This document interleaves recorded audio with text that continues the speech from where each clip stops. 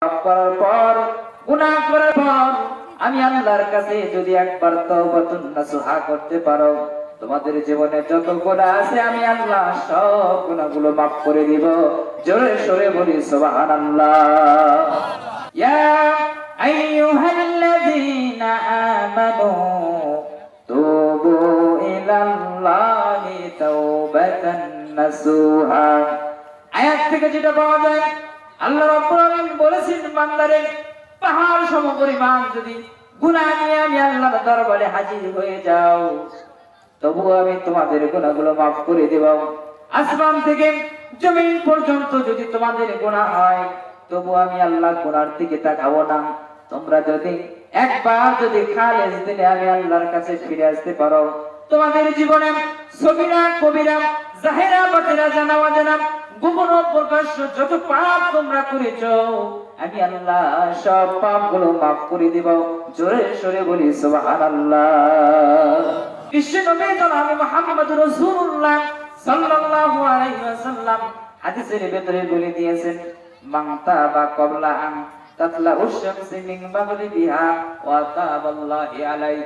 আমার নবী বলেছেন, কোন বান্দা যদি ওই যে সূর্য যখন পশ্চিম দিক থেকে উদয় হবে রে, ওই সময় আসার আগে যদি কোন বান্দা কোন উম্মতে মুহাম্মাদি যদি আল্লাহর দরবারে খাঁটি তওবা করতে পারে, আল্লাহ রাব্বুল আলামিন বললেন ওই তওবাগুলো আল্লাহর দরবারে কবুল হয়ে যায়। সুবহানাল্লাহ।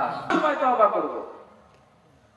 আল্লাহর নবী বিশ্ব নবী জনাব মুহাম্মদ রাসূলুল্লাহ সকলেই বলে সাল্লাল্লাহু আলাইহি ওয়াসাল্লাম, তিনি বলেছেন, ও পৃথিবীবাসী শুনে রাখো, আমার উম্মতেরা শুনে রাখো, আমি নবীর কোনো পাপ নাই, আমি নবীর কোনো গুনাহ নাই, আমি নবীর কোনো অন্যায় নাই, তবুও আমি নবী দিনে ৭০ বারের অধিক আল্লাহর কাছে তওবা করি।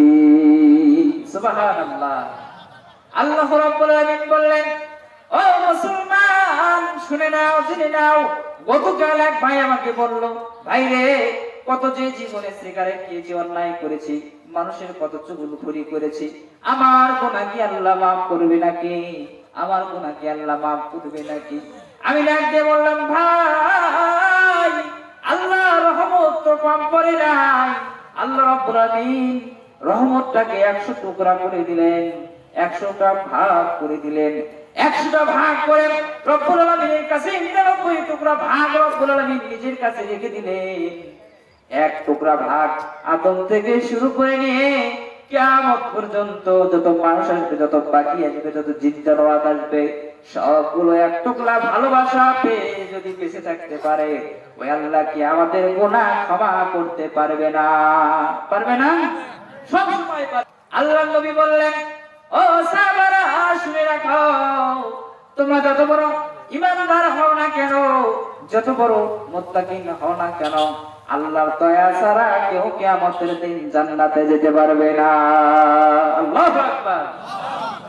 আল্লাহর নবীকে প্রশ্ন করা হলো, ইয়া রাসূলুল্লাহ, ইয়া হাবিবাল্লাহ, নবী গো, আপনিও কি আল্লাহর রহমত ছাড়া, আল্লাহর দয়া ছাড়া জান্নাতে প্রবেশ করতে পারবেন না?